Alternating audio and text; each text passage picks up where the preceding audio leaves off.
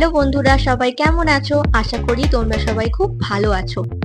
আচ্ছা, আমরা তো সকলে জানি যে বাঙালির 12 মাসে 13 পার্বণ। আর আজ হলো বাঙালির ঐতিহ্যবান একটি উৎসব, রান্না পুজো। আর সেই রান্না পুজোরই তোড়জোড় চলছে আর কি। চলো তাহলে শুরু করা যাক।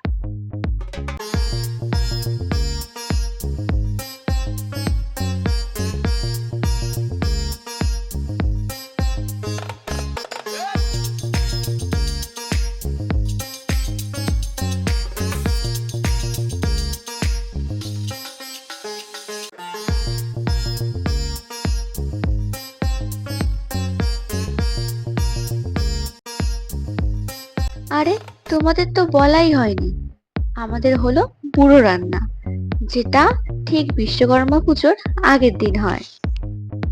আচ্ছা, তোমাদের কার কি রান্না আছে অবশ্যই কিন্তু কমেন্ট করে জানিও। আর দেখো, মাছ কাটাকাটি ধোয়াধুয়ি করার পর কি বৃষ্টি শুরু হয়েছে। যাক, কি আর করা যাবে।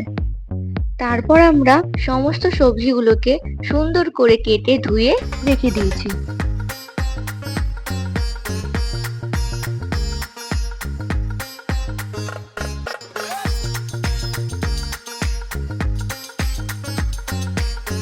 তারপর সুন্দর করে নুন হলুদ মাখিয়ে নিলাম।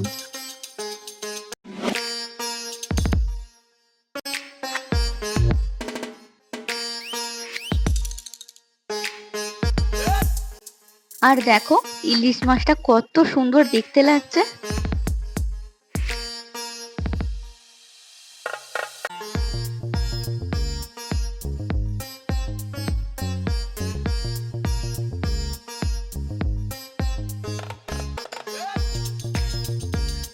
তারপর আর কি, মাছটাকে খুব সুন্দর করে গায়ে হলুদ মাখিয়ে তেলের মধ্যে সম্প্রদান করে দিলাম। কি সুন্দর লাগছে, তাই না?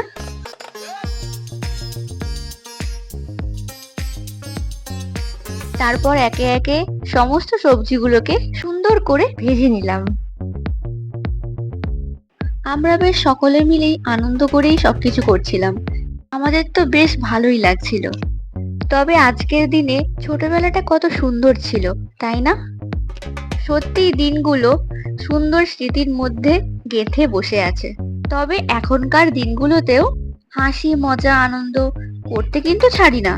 কারণটা হলো, ছোটবেলাকার দিনগুলো যেমন সুন্দর স্মৃতির মধ্যে বেঁচে আছে, ঠিক তেমনই বড়বেলাকার দিনগুলোও যেন সুন্দর স্মৃতির মধ্যে বেঁচে থাকে, তাই না বলো? আর এদিকে দেখো, গল্প করতে করতে আমাদের মোটামুটি সবকিছুই রেডি। এবার খালি পালা মাছের ঝোলে পড়ার।